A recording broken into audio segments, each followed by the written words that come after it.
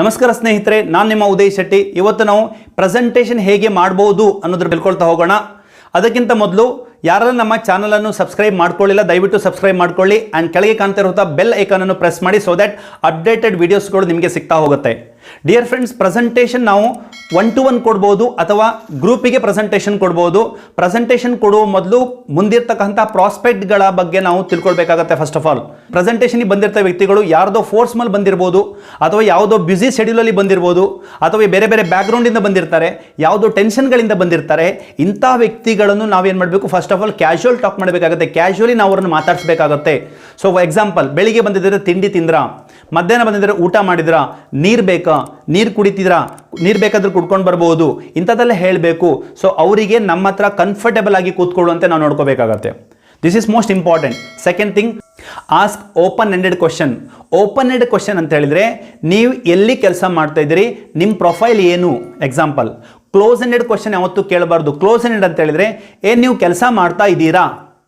Open ended question ನಾವು ಕೇಳಿದೀವಿ, ಎಲ್ಲಿ ಕೆಲಸ ಮಾಡ್ತಾ ಇದ್ರಿ, ನಿಮ್ಮ ಪ್ರೊಫೈಲ್ ಏನು, ಎಲ್ಲಿ ಕೆಲಸ ಮಾಡ್ತಾ ಇದ್ರಿ, XYZ ಕಂಪ್ನಿಯಲ್ಲಿ ಕೆಲಸ ಮಾಡ್ತಾ ಇದ್ದೀನಿ, ನನ್ನ ಪ್ರೊಫೈಲ್ ಬಂದ್ಬಿಟ್ಟು ಮ್ಯಾನೇಜರ್.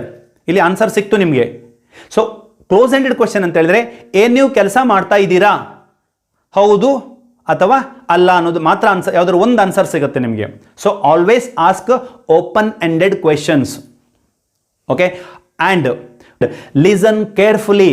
ಆ ವ್ಯಕ್ತಿ ಏನಾದರೂ ನೀವು ಕ್ವಶನ್ ಕೇಳಿ ಆನ್ಸರ್ ಮಾಡ್ತಾ ಇರಬೇಕಾದ್ರೆ, ಪ್ರಾಸ್ಪೆಕ್ಟ್ ಮಾತಾಡ್ತಾ ಇರಬೇಕಾದ್ರೆ ಸರಿಯಾಗಿ ಕೇಳಿಸ್ಕೊಳ್ಬೇಕಾಗತ್ತೆ, ಸರಿಯಾಗಿ ಆಲಿಸಬೇಕು. ಅವ್ರಿಗೆ ಅನಿಸ್ಬೇಕು, ಎಸ್ ನಾನು ಏನು ಮಾತಾಡ್ತಾ ಇದ್ದೀನಿ ಈ ವ್ಯಕ್ತಿ ಕೇಳ್ತಾ ಇದ್ದ, ರೆಸ್ಪಾಂಡ್ ಮಾಡಬೇಕು. Always listen carefully. ಎದುರಿರೋ ವ್ಯಕ್ತಿಗಳು ಮಾತಾಡ್ತಾ ಇರಬೇಕಾದ್ರೆ ಕೇರ್ಫುಲ್ ಆಗಿ ಕೇಳಿಸ್ಕೊಳ್ತಾ ಇರಬೇಕು. That is most important. And find A primary motivation factor. ಆ ವ್ಯಕ್ತಿ ಹೇಳ್ತಾ ಇರೋದನ್ನು ಕೇಳಿಸ್ಕೊಂಡಾಗ ನಮಗೆ ಆ ವ್ಯಕ್ತಿಗೆ ಏನು ಬೇಕು, what exactly is looking for, ಏನು ನೋಡ್ತಾ ಇದ್ದಾರೆ, ಏನು ಬೇಕು ಅವರಿಗೆ, ಬಿಸ್ನೆಸ್ ಫುಲ್ ಟೈಮ್ ಮಾಡಬೇಕಾ, ಪಾರ್ಟ್ ಟೈಮ್ ಮಾಡಬೇಕಾ, ಇದೆಲ್ಲ ನಮಗೆ ಗೊತ್ತಾಗುತ್ತೆ. ಸೊ ಅವರ ಪ್ರೈಮರಿ ಮೋಟಿವೇಶನ್ ಫ್ಯಾಕ್ಟರ್ ಏನು, ಅವರಿಗೆ ಯಾವುದ್ರಲ್ಲಿ ಇಂಟ್ರೆಸ್ಟೆಡ್ ಇದೆ, ಕಾರಾ ಅಥವಾ ಫಾರಿನ್ ಟ್ರಿಪ್ಪಿಗೆ ಹೋಗ್ಬೇಕಾ, ಅವರಿಗೆ ಹಣ ಬೇಕಾ, ಮನೆ ಕಟ್ಟಬೇಕಾ, ಯಾವುದರಲ್ಲಿ ಇಂಟ್ರೆಸ್ಟ್ ಇದೆ, ನಮ್ಗೆ ಈಸಿ ಆಗುತ್ತೆ ಪ್ರೆಸೆಂಟೇಷನ್ ಕೊಡಬೇಕಾದ್ರೆ ಆ ವಸ್ತುವಿನ ಬಗ್ಗೆ, ಅವರ ಪ್ರೈಮರಿ ಮೋಟಿವೇಶನ್ ಫ್ಯಾಕ್ಟರ್ ಅದ್ರ ಬಗ್ಗೆ ಒತ್ತು ಕೊಟ್ಟು ಹೇಳಲಿಕ್ಕೆ ಈಸಿ ಆಗುತ್ತೆ. ಸೊ ದ್ಯಾಟ್ ನಾವು ಅವರ ಪ್ರೈಮರಿ ಮೋಟಿವೇಶನ್ ಫ್ಯಾಕ್ಟರ್ ಯಾವುದು ಅದನ್ನು ತಿಳ್ಕೊಳ್ಬೇಕಾಗುತ್ತೆ first of all dear friends. Yes, next, increase the value of the presentation. ನಾವು ಪ್ರೆಸೆಂಟೇಷನ್ ಯಾವುದಾದ್ರೂ ಒಬ್ಬ ಪ್ರಾಸ್ಪೆಕ್ಟ್ ಸಿಕ್ಕಿದ್ದಾರೆ ಅಂದ ತಕ್ಷಣ ಎಲ್ಲೆಲ್ಲ ಹೋಗಿ ಕೊಡೋದಲ್ಲ, ರೋಡ್ ಸೈಡಲ್ಲಿ, ಬಸ್ ಸ್ಟ್ಯಾಂಡಲ್ಲಿ ಎಲ್ಲೆಲ್ಲ ಹೋಗಿ ಕೊಡುವಂಥದ್ದಲ್ಲ.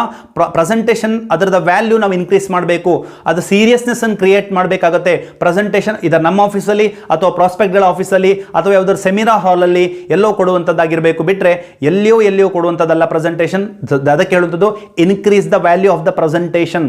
ಸೀರಿಯಸ್ನೆಸ್ ಕ್ರಿಯೇಟ್ ಮಾಡಿ ಆ value of the presentation increase ಮಾಡಬೇಕಾಗತ್ತೆ. And next thing, storytelling. That's the most important in the presentation ಅಲ್ಲಿ.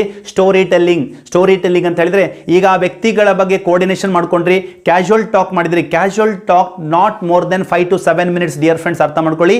ಕ್ಯಾಶುವಲ್ ಟಾಕ್ ನೀವೇನಾದ್ರೂ ಮಾತಾಡ್ತಿದ್ರೆ it should not be more than 5 minutes to 7 minutes. 5 ರಿಂದ 7 ನಿಮಿಷ ಒಳಗಡೆ ನಾವು ಇರಬೇಕು, ಬಿಟ್ಟರೆ ಅದಕ್ಕಿಂತ ಜಾಸ್ತಿ ಕ್ಯಾಶುವಲ್ ಟಾಕ್ ಮಾಡಬಾರ್ದು. ಸೊ ಕ್ಯಾಶುವಲ್ ಟಾಕ್ ಮಾಡ್ತಾ ಇರಬೇಕಾದ್ರೆ ಆ ವ್ಯಕ್ತಿಗೆ ಏನು ಬೇಕು, ಆ ವ್ಯಕ್ತಿಯ ಬ್ಯಾಕ್ಗ್ರೌಂಡ್ ತಿಳ್ಕೊಂಡ್ರಿ, ಆ ವ್ಯಕ್ತಿ ಏನು ಮಾಡ್ಬೋದು ಅಂತ ತಿಳ್ಕೊಂಡ್ರಿ.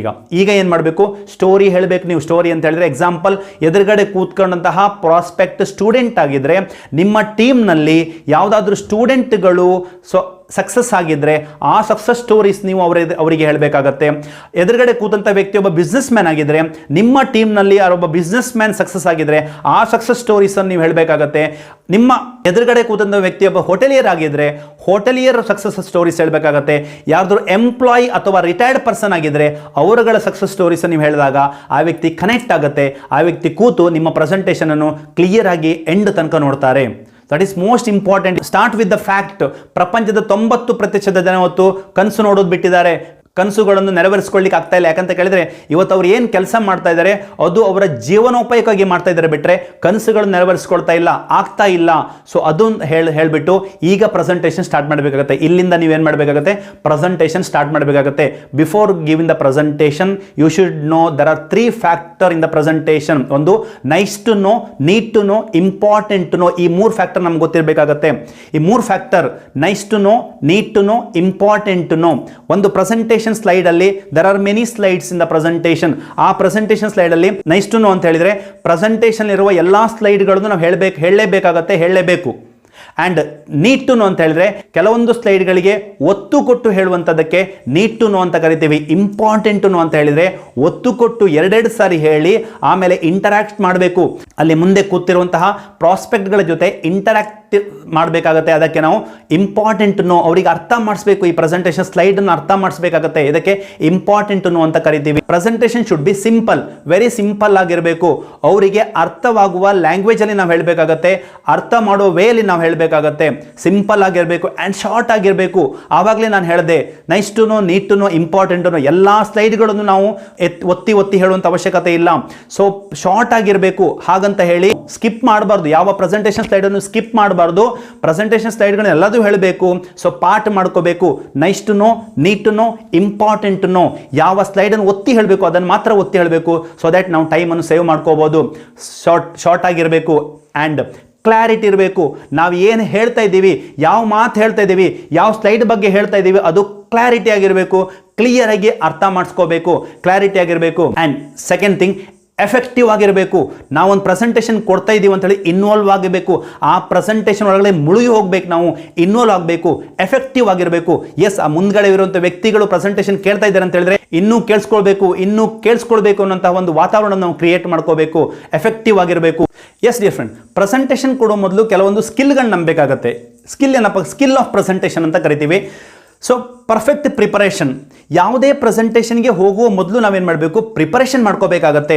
ಬ್ರೋಚರ್ಸ್ ಆಗಿರ್ಬೋದು, ಬುಕ್ಲೆಟ್ಸ್ ಆಗಿರ್ಬೋದು, ಕಂಪನಿಗೆ ಸಂಬಂಧಪಟ್ಟಂತಹ ಕೆಟಲಾಗ್ಸ್ ಆಗಿರ್ಬೋದು, ಪ್ರಾಡಕ್ಟ್ಸ್ ಕೆಟಲಾಗ್ಸ್ ಆಗಿರ್ಬೋದು, ಲ್ಯಾಪ್ಟಾಪ್ ಆಗಿರ್ಬೋದು, ಡೆಮೋ ಕಿಟ್ ಆಗಿರ್ಬೋದು, ಪ್ರಾಡಕ್ಟ್ಸ್ಗಳಾಗಿರ್ಬೋದು, ಇದನ್ನು ನಾವು ಕ್ಯಾರಿ ಮಾಡಬೇಕು. That is most important. ಅಲ್ಲಿ ಹೋಗಿಬಿಟ್ಟು ಪ್ರಾಸ್ಪೆಕ್ಟ್ಗಳ ಹತ್ರ ಕೇಳುವಂಥದ್ದಲ್ಲ, ಪೆನ್ ಕೊಡಿ, ಪುಸ್ತಕ ಕೊಡಿ, ಪೇಪರ್ ಕೊಡಿ, ಅದು ಕೊಡಿ, ಇದು ಕೊಡಿ ಅಂತ ಕೇಳುವಂಥದ್ದಲ್ಲ.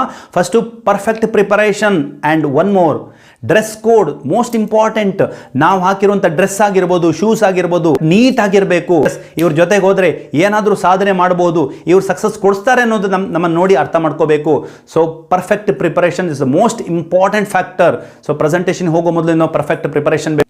ಬಿ ಇನ್ ಪ್ರೆಸೆಂಟ್ ಅಂತ ಹೇಳಿದರೆ ನೀವು ಪ್ರೆಸೆಂಟೇಷನ್ ಕೊಡ್ತಾ ಇರಬೇಕಾದ್ರೆ ಏನಾದರೂ ಮಿಸ್ ಔಟ್ ಆದರೆ, ಏನಾದರೂ ತಪ್ಪಿ ಹೋದಲ್ಲಿ ನೀವು ಪ್ಯಾನಿಕ್ ಆಗುವಂಥ ಅವಶ್ಯಕತೆ ಇಲ್ಲ, ಟೆನ್ಷನ್ ಮಾಡ್ಕೊಳ್ಳೋಂಥ ಅವಶ್ಯಕತೆ ಇಲ್ಲ. ಬಿ ಇನ್ ಪ್ರೆಸೆಂಟ್ ಅದನ್ನು ಬಿಡಿ. ನೆಕ್ಸ್ಟ್ ಏನು ಹೇಳಬೇಕು ಅನ್ನೋದ್ರ ಬಗ್ಗೆ ಥಿಂಕ್ ಮಾಡಬೇಕಾಗತ್ತೆ ಬಿಟ್ಟರೆ, ಸೊ ಅದು ಆಗಿ ಹೋದದ್ರ ಬಗ್ಗೆ ನೀವು ಥಿಂಕ್ ಮಾಡೋದ್ರಿಂದ ಯಾವುದೇ ಪ್ರಯೋಜನ ಆಗೋದಿಲ್ಲ. ಎಂಟೈರ್ ಪ್ರೆಸೆಂಟೇಷನ್ ಹಾಳಾಗುತ್ತೆ. ಏನು ಹೇಳಿದ್ದೀರಾ, ತಪ್ಪು ಹೇಳಿದ್ದೀರಾ, ನೋ ಪ್ರಾಬ್ಲಮ್, ಅದನ್ನು ಬಿಡಿ. ನೆಕ್ಸ್ಟ್ ಏನು ಹೊರಟಿದ್ದೀರಾ, ಸೊ ಇನ್ ಫ್ಯೂಚರ್ ಬಗ್ಗೆ ಆಲೋಚನೆ ಮಾಡಬೇಕು. Be in present. ಆ ಪ್ರೆಸೆಂಟಲ್ಲಿ ನೀವು ಇರಬೇಕಾಗತ್ತೆ. Confidence, that is most important. ನೀವು ಯಾವುದೇ ಪ್ರೆಸೆಂಟೇಷನ್ ಕೊಡಬೇಕಾದ್ರೆ ಕಾನ್ಫಿಡೆನ್ಸ್ ಇರಬೇಕು ನಿಮ್ಮ ಹತ್ರ. ನಿಮ್ಮ ಕಾನ್ಫಿಡೆನ್ಸ್ ನೋಡಿ ಜನಗಳಿಗೆ ಎಸ್ ನಾನು ಮಾಡಬೇಕು, ನನಗೂ ಆಗುತ್ತೆ ಈ ಬಿಸ್ನೆಸ್ ಅಂತ ಇರಬೇಕು. ಇವ್ರ ಜೊತೆ ನಾನು ಸೇರ್ಕೊಳ್ಬೇಕು, ಇವ್ರ ಜೊತೆ ಸೇರ್ಕೊಂಡ್ರೆ ಇವ್ರ ಹಾಗೆ ನಾನು ಆಗಬೇಕಂತ ಇರಬೇಕು.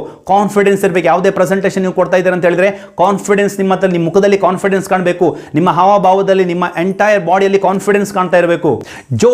ಜೋಶ್ ಇರಬೇಕು. ನೀವು ಪ್ರೆಸೆಂಟೇಷನ್ ಕೊಡ್ತಾ ಇದ್ದೀರಾ, ನಿಮ್ಮಲ್ಲಿ ಜೋಶ್ ಇರಬೇಕು. ಜೋಶ್ ಇದ್ರೇ ಮಾತ್ರ. ವಾಯ್ಸ್ ಲೌಡ್ ಆಗಿರಬೇಕು, ಜೋಶ್ ಆಗಿರಬೇಕು, ಎಂತೂಸಿಯಾಸಮ್ ಇರಬೇಕು ಆ್ಯಂಡ್ ಸ್ಮೈಲ್ ಇರಬೇಕು. ಫೇಸಲ್ಲಿ ನಗು ಇರಬೇಕು. ಪ್ರೆಸೆಂಟೇಷನ್ ಕೊಡ್ತಾ ಇದ್ದೀರ ಅಂತೇಳಿ ಸಿಟ್ಟಲ್ಲಿ ಕೊಡೋದು, ಬೇಸರದಲ್ಲಿ ಕೊಡೋದಲ್ಲ. ಮುಖದಲ್ಲಿ ಸ್ಮೈಲ್ ಇರಬೇಕು, ವೆರಿ ಇಂಪಾರ್ಟೆಂಟ್. ಜನಗಳ ಜೊತೆ ಕೋಆರ್ಡಿನೇಷನ್ ಮಾಡ್ತಾ ಐ ಕಾಂಟ್ಯಾಕ್ಟ್ ಇರಬೇಕು, ಸ್ಮೈಲ್ ಇರಬೇಕು ಫೇಸಲ್ಲಿ. That is most important. Enjoy your presentation. ನಿಮ್ಮ ಪ್ರೆಸೆಂಟೇಷನ್ ಇನ್ವಾಲ್ವ್ ಆಗಿಬಿಟ್ಟು ನೀವು ಎಂಜಾಯ್ ಮಾಡಬೇಕು. ನೀವು ಹೇಳ್ತಾ ಇರೋದು ಯಾವುದೋ ಕಷ್ಟದಲ್ಲಿ ಹೇಳುವಾಗ ಇರ್ಬೋದು, ಯಾವುದೋ ಬೈ ಹಾರ್ಟ್ ಮಾಡಿಕೊಂಡು ಪ್ರೆಸೆಂಟೇಷನ್ ಹೇಳ್ತಾ ಇದ್ದೀನಿ, ಅಥವಾ ನೋಡ್ಕೊಂಡು ಕಷ್ಟದಲ್ಲಿ ಹೇಳ್ತಾ ಇದ್ದೀನಿ, ಕೆಲವೊಂದು ವರ್ಡ್ಸ್ಗಳು ನಮ್ಗೆ ಬರ್ತಾ ಇಲ್ಲ, ಆ ರೀತಿ ಇರಬಾರ್ದು. ಎಂಜಾಯ್ ಮಾಡ್ತಾ ಇರಬೇಕು. ಆಡು ಭಾಷೆಯಲ್ಲಿ ನಾವು ಹೇಗೆ ಮಾತಾಡ್ತೀವಿ ಆ ರೀತಿ ಪ್ರೆಸೆಂಟೇಷನ್ ಕೊಡಬೇಕು. ಅವ್ರಿಗೆ ಅನಿಸ್ಬೇಕು ಎಸ್ ವೆರಿ ಈಸಿ ಇದೆ ಬಿಸ್ನೆಸ್ಸು, ಪ್ರೆಸೆಂಟೇಷನ್ ಈಸಿ ಇದೆ, ಎಷ್ಟು ಈಸಿಯಾಗಿ ಹೇಳ್ತಾ ಇದ್ದಾರೆ ಅಂತ ಹೇಳಿದ್ರೆ ನನಗೂ ನಾಳೆ ಮಾಡ್ಬೋದು ಅಂತ ಇರಬೇಕು. ವೆರಿ ಈಸಿಯಾಗಿ ಹೇಳಬೇಕು presentation. And manage the time is most important. ಸಮಯವನ್ನು ಮ್ಯಾನೇಜ್ ಮಾಡಬೇಕು. Manage the time. ಅವ್ರು ಕೇಳ್ತಾರೆ ಅಂದ್ಬಿಟ್ಟು ಗಂಟೆ ಕಟ್ಟಲೆ ನಾವು ಪ್ರೆಸೆಂಟೇಷನ್ ಕೊಡೋದಲ್ಲ. Time manage is most important. ಎಷ್ಟು ಹೇಳಬೇಕು? 3/4 ಗಂಟೆ 45 ಮಿನಿಟ್ಸ್ ಒಳಗಡೆ ಒಂದು ಪ್ರೆಸೆಂಟೇಷನ್ ಕೊಟ್ಟು, ಒಂದು ಡೆಮಾನ್ಸ್ಟ್ರೇಷನ್ ಕೊಟ್ಟು, ಟೆಸ್ಟಿಮನಿಗಳನ್ನು ಕೊಟ್ಟು ನಾವು ಪ್ರೆಸೆಂಟೇಷನ್ ಮುಗಿಸಬೇಕು. Yes, I am going to conclude this session. So ಪ್ರೆಸೆಂಟೇಷನ್ಲಿ 3 ಪಾರ್ಟ್ ಇದೆ. ಒಂದು mind opening, presentation and demo and testimony.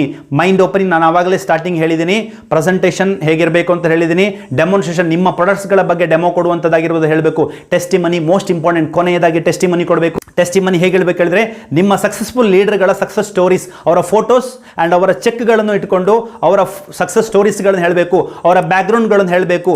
S, ಇದೇ ಒಂದು 10 ಜನಗಳ ಲೀಡರ್ಗಳ ಟೆಸ್ಟಿಮನಿಗಳನ್ನು ತೋರಿಸೋದ್ರಿಂದ ಸೊ ನಿಮಗೆ ಅಲ್ಲಿ ಇರುವಂತಹ ವ್ಯಕ್ತಿಗಳು ಅಲರ್ಟ್ ಆಗ್ತಾರೆ, ಅಲ್ಲಿರುವಂಥ ವ್ಯಕ್ತಿಗಳು ಯಾವುದಾದ್ರೂ ಬ್ಯಾಕ್ಗ್ರೌಂಡಿಗೆ ಸಿಂಕ್ ಆಗುತ್ತೆ, ಸೊ ದಟ್ ಅವರು ನಿಮ್ಮ ಬಿಸ್ನೆಸ್ಸಿಗೆ ಬರ್ತಾರೆ ಅಂತ ಹೇಳ್ತಾ, so all the best, good luck, thank you so much.